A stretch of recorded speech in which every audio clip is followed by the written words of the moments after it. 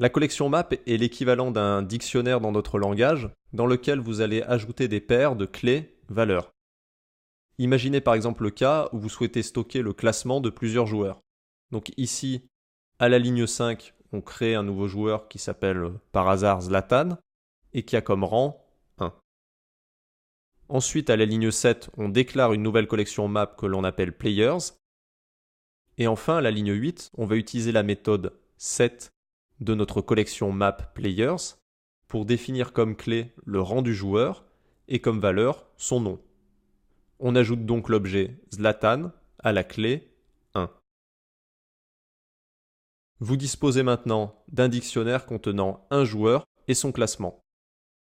Nous allons voir un petit peu plus loin les opérations qu'on peut effectuer sur ce dictionnaire, mais avant je voulais vous présenter la collection set. Il est également possible de créer des listes sur le même principe. Une liste se comporte comme un dictionnaire, mais sans clé. On peut le voir comme une sorte de tableau amélioré.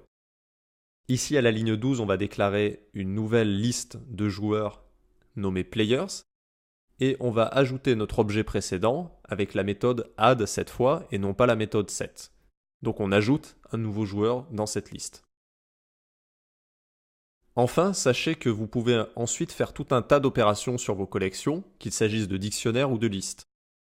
Dans le code que vous voyez s'afficher à l'écran, j'effectue plusieurs opérations sur Players, et ces opérations sont applicables que Players soit une collection, c'est-à-dire un objet map, ou alors une liste, c'est-à-dire un objet set.